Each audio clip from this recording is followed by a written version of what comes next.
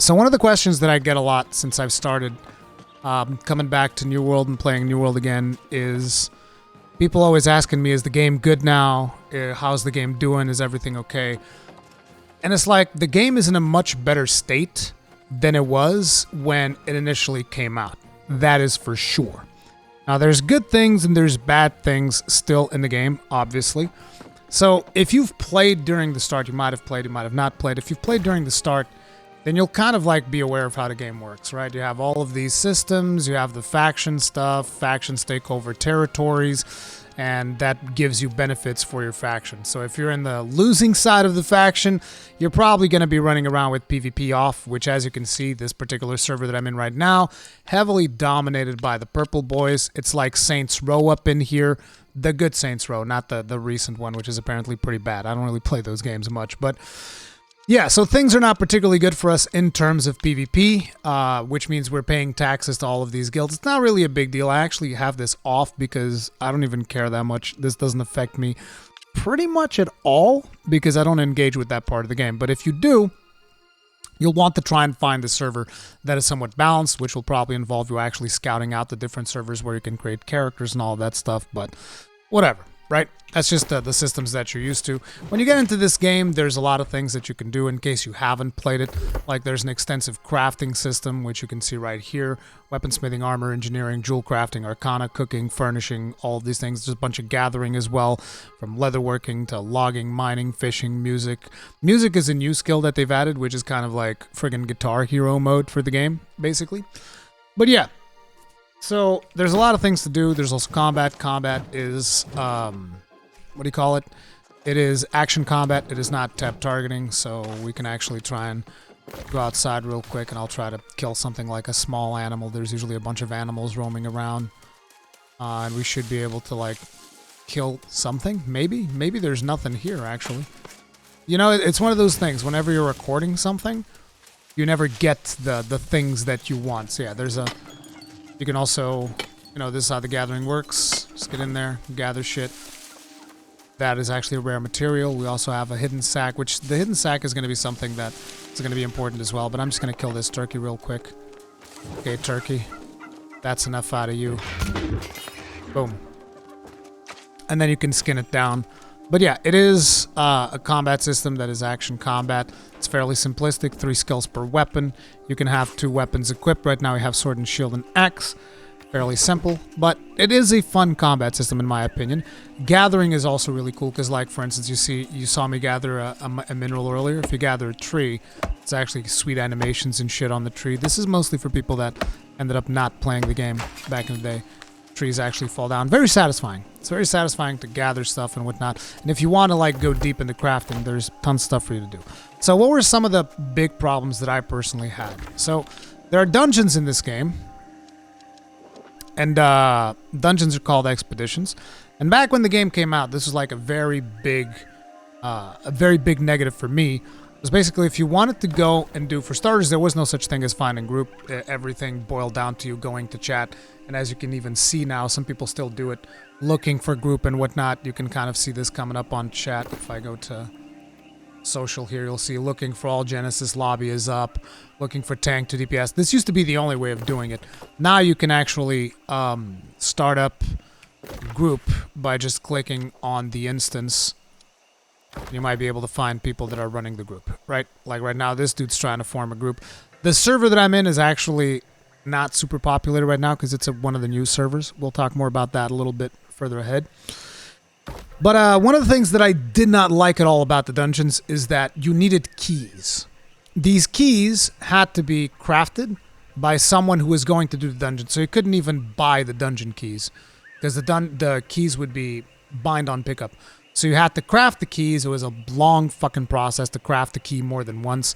They would give you one key to each of the expeditions as you're doing the main quest. But then if you wanted to run them multiple times, you'd need keys or you'd need to convince someone that would have a key to let you into their group. So that was a big deal for me. I hated having to deal with the key situation. No longer. They just completely got rid of it.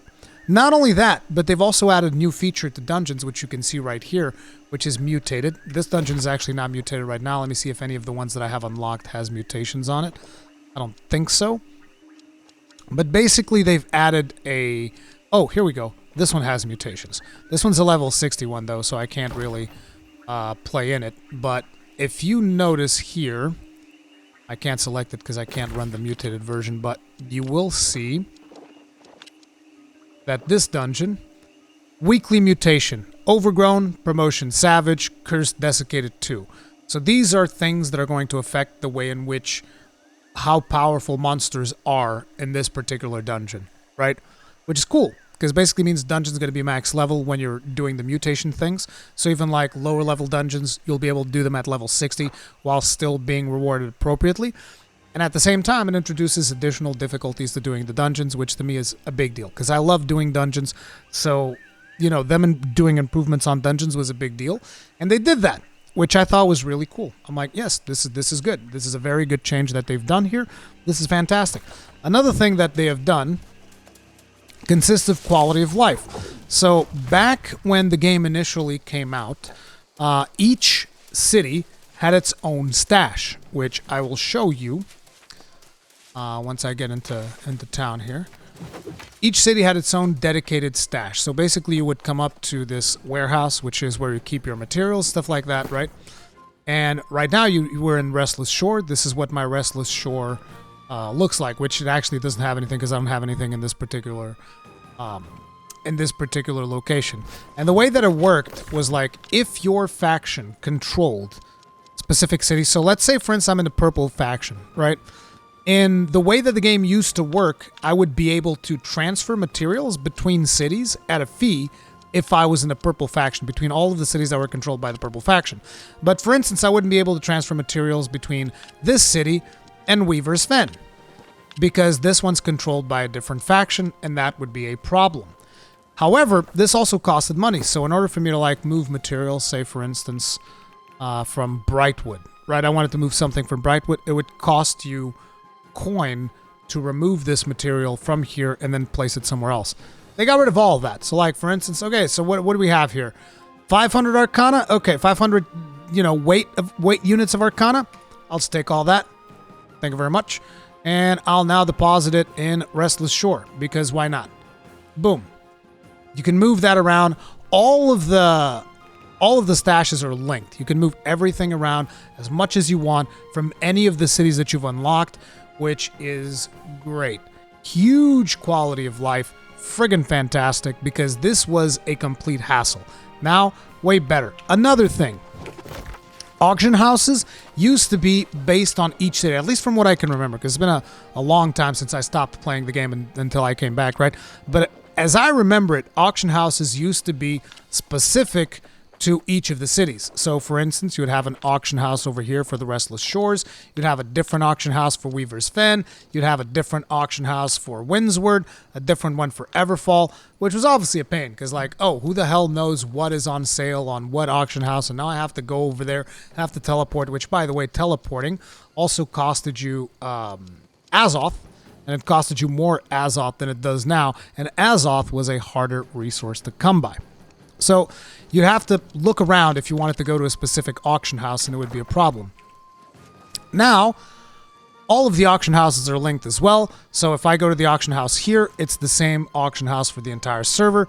Boom. So inventory management became a lot more quality of life conscious, and the auction houses also became a lot better with quality of life. On top of it, the economy used to be an absolute shambles due to the fact that there was a limited amount of gold that you would be able to get, and this gold would come from quests, and eventually the quests would end, and you would run out of gold. Not anymore. You can get gold a wide variety of ways. For instance, doing a dungeon, 1,000 gold. You complete a dungeon, you get 1,000 gold. Like, friggin' fantastic. I don't know if there's like a limit to how much you can get on that per day, but I do know every time I've completed a dungeon, 1,000 gold, boom, easy. You can also get gold on your first couple of gatherers. I don't know if there's like a hidden cooldown or something, but like for instance, we did a little bit of gathering there, right in the tree. We got this hidden stash. Boom, 50 gold right there. Actually, this was 38. Usually it's around 50, 49, 48, something like that. 38 gold, boom. So you can get gold a lot easier. It's not as big of a problem. Like I have 40,000 gold. I'm not even trying. 40,000 gold is not even that much in this game, but I'm not even trying that hard. I'm just like selling stuff at the lowest price in the auction house, and that's pretty much my effort to actually make gold. So the gold economy, it's easier to make gold. According to what I was told by Brian from Ginger Prime Work to Game, he also told me that they were able to remove most of the duped items from the previous exploits with the server transfers and all that, because there were problems there. Those were supposedly removed, and the economy is in a pretty good state, I feel like. I don't feel like things are too problematic from an economic standpoint, but I'm not at endgame yet, so, it is what it is. But it is easier to get gold. It is easier to get Azoth. As a matter of fact, I think that they're probably going to eventually remove Azoth because it's so easy to make to get Azoth. Like, I'm constantly capped. 985. I'm at 985, and I have like 3 or 4 quests to hand in that are going to give me 150 more. Like, I've been capped pretty much since I've returned. I cannot seem to spend enough Azoth because I'm also not doing that much crafting, because you also spend Azoth doing crafting and stuff. But it just feels like Azoth is incredibly easy to obtain right now, personally. So easier to get gold, easier to get Azoth. It's all good. Now, another thing is the quests back in the day, and still most of the quests in the game in its current iteration, pre-Brimstone Sands... pre-Brimstone Sands implementation, most of the quests are still like the old style of quests, which involve basically go to this location, kill 10 things. Like, you can even see there, Trial of the Destroyer. Go to Cutthroat's Creed, kill 10 Sea-Song Losts. Right? You can see this right here on the upper right-hand side of the screen on my quest list. You can see, right? But the quests used to basically boil down to that. Like, 90% of the quests in New World were basically defeat 10 things and find 5 things in boxes, and that's that. That was the majority of the questing experience, which kind of sucked. Now, they did add these new quests, which you can see here, for instance, this right here, the last scarecrow, whatever. These quests are different. The NPCs actually move location, whereas previously a quest would be, okay, let's say, for instance, you have a quest in this city. You'd have an NPC tell you, go to Noble Reach, come back. Now go to this bear cave, come back. Now go to this thing here, come back, and you'd be going bam, bam, bam, bam, bam, bam, bam, bam, bam, bam, bam, bam. And again, doing those quests that I talked about. Kill 10 things, find 5 things in boxes, come back. Kill 10 things, find things in boxes, come back. The new quests that they're adding, which, like I said, this is one of them, and there's more, because I've done other quests besides these ones. These ones are just somehow connected to lore, because it's these Varangian knights that are invading into the territory of New World, and people are trying to figure out what the deal is with that. But these new quests are different. The NPCs actually move locations to be more relevant to the places that you are exploring, which makes for a more organic quest line. The objectives that you get on these quests are different. It's not always just the same old, oh, go here, kill 10 things, get 5 things from boxes, blah, blah, blah, blah, blah. So it is actually different. It is actually telling a different narrative, and these quests are much more interesting. I've done a couple of these, but there's still a lot of the old quests still left in the game, which kind of sucks. But, it at least informs you of what their current vision is for future quests in the game, which in my opinion is greatly improved. I mean, it's still not the pinnacle of MMO gameplay, but it is much better than the stuff that we've had before. On top of it, they've also added new weapons depending on when you've stopped playing the game, because, like, for instance, when I was playing, Blunderbuss wasn't in. I think Ice Gauntlet was in, but Void Gauntlet was not. So they've added the Void Gauntlet and the Blunderbuss, which are 2 new weapons, obviously, opening up new gameplay styles for you if that is something that you're into, which is cool. But yeah, these are things that they've added into the current live game. Now, there are more things that they're going to be adding come October with the expansion. I say expansion. It's not really an expansion. It's a new zone, which is called the Brimstone Sands. But with the Brimstone Sands update, they're actually doing something which I consider to be of vital importance, and that is they say they're revamping. I would just say they're improving the starting player experience.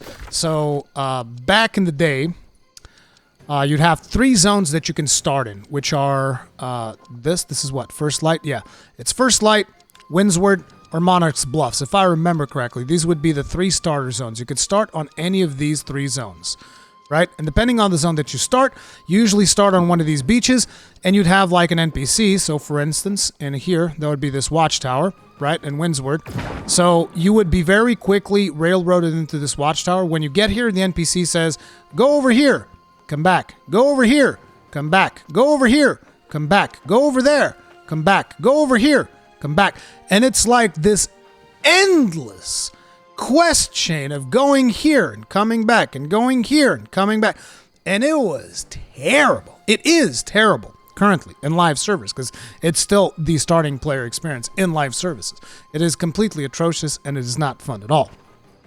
So this is something that they're improving. There are still a couple of questions like go here, come back, go here, come back.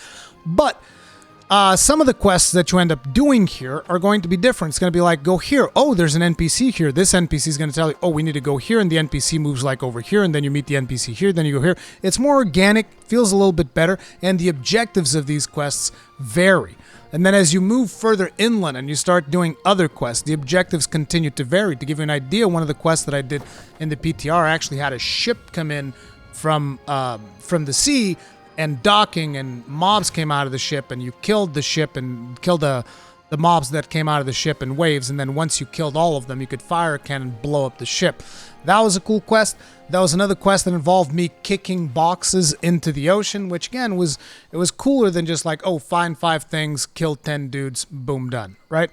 So they're changing their quests and they're improving on the starting player experience. They're also doing better storytelling. They're introducing you to one of the major characters, Isabella, very early on through like these, not really flashbacks, but these things that like whispers into your mind and stuff like that. So they're adding all of that with this upcoming expansion in October, as well as I'm told some improvements to crafting are being done. I'm not exactly sure how that's going to work out. I'm actually thinking about stopping crafting altogether because crafting is extremely complex. Like to give you an idea, is this the okay? The forge is actually simple. Can I get like a better thing? Like, oh no, wait, the forge is for blacksmithing stuff. So actually, no, the forge is fine.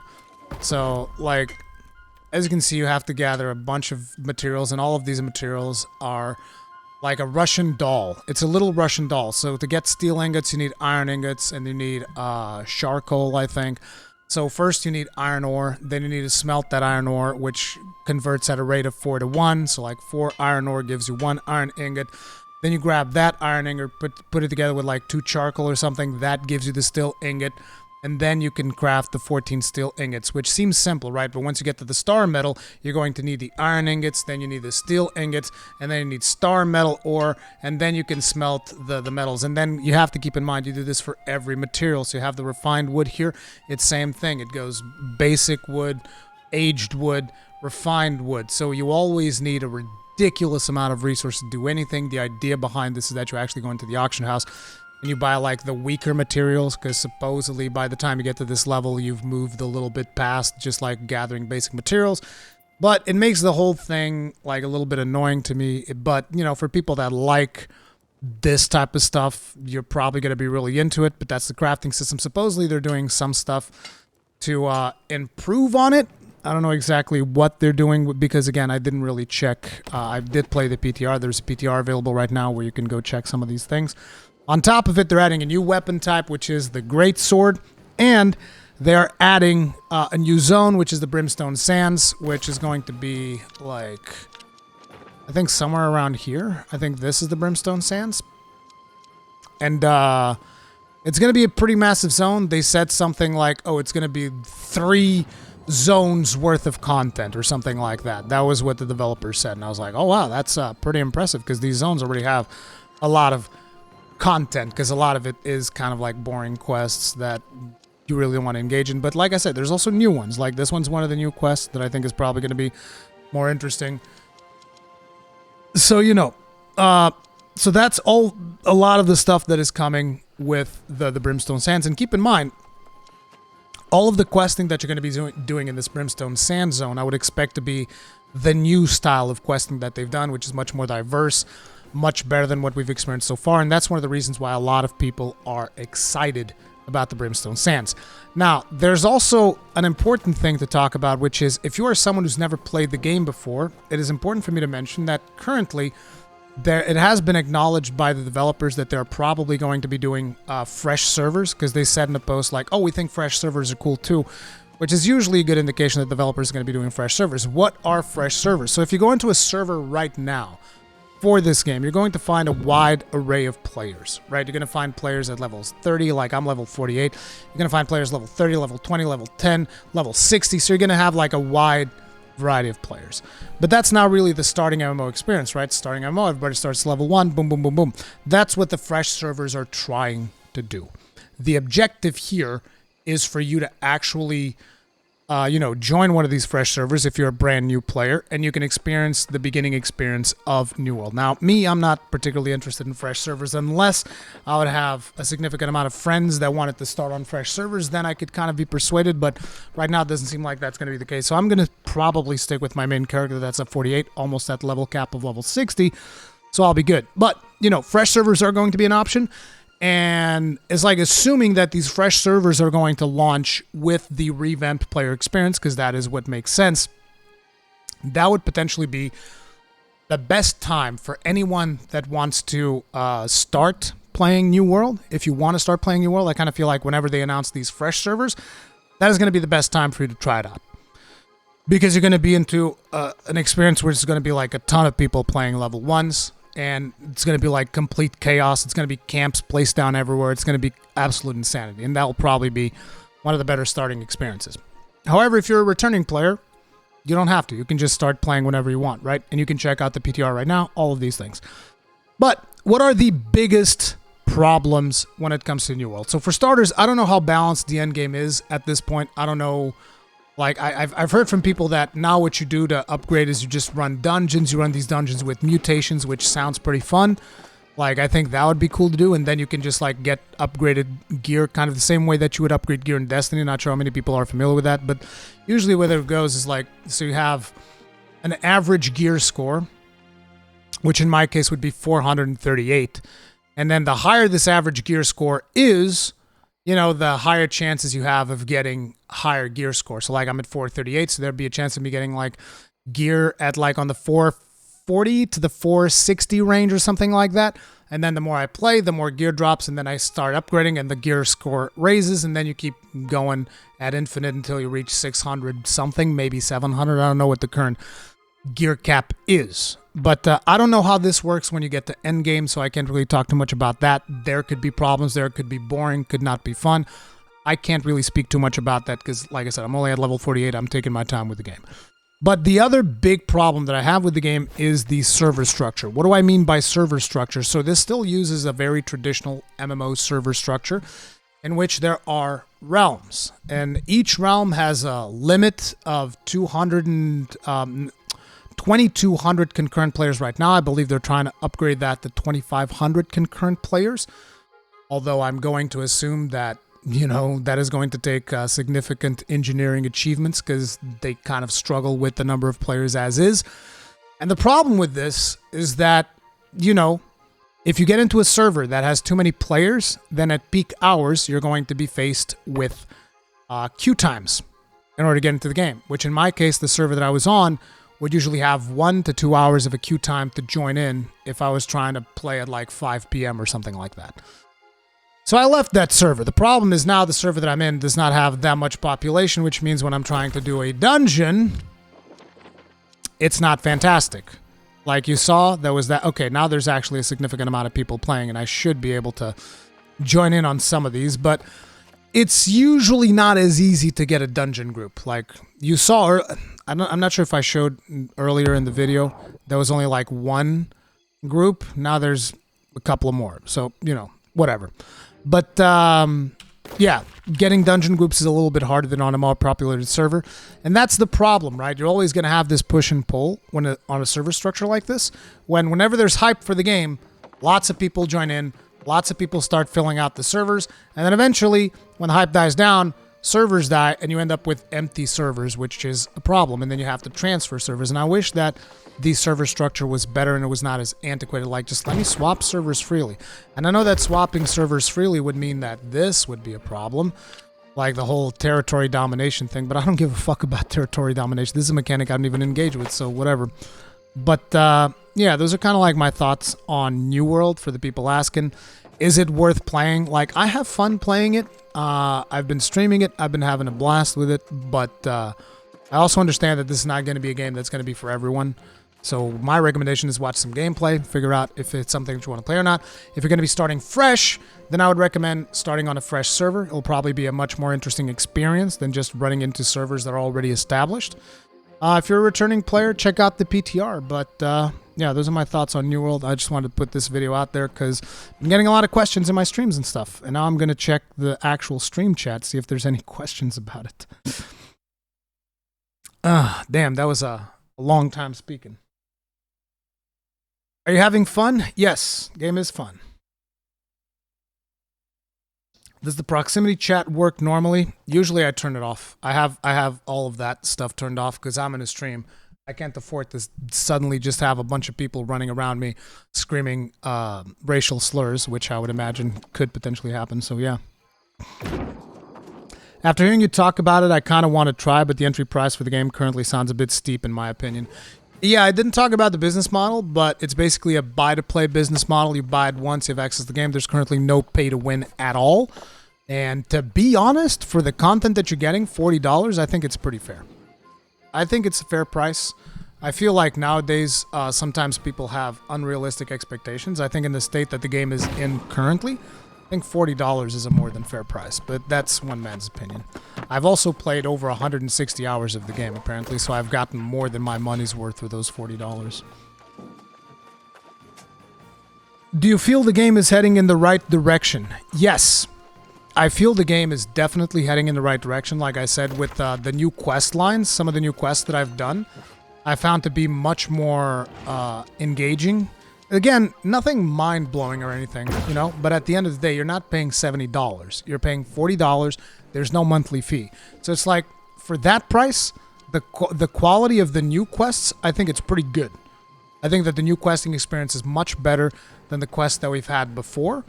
I like the fact that the dungeons no longer require keys. It makes it much more player-friendly. I like the fact that there's no longer the limits on our inventory management and the auction houses and all of that stuff. So all of that is a big improvement. So I do think that they're heading in the right direction. But, you know, time is going to tell. I'm going to have to play through the Brimstone Sands, and then I can give you, like, a more objective opinion on whether or not I think the game is going in the right direction. From what I've seen in the PTR and in some of the new quest lines that were added since the launch of the game, it seems like it's going in the right direction.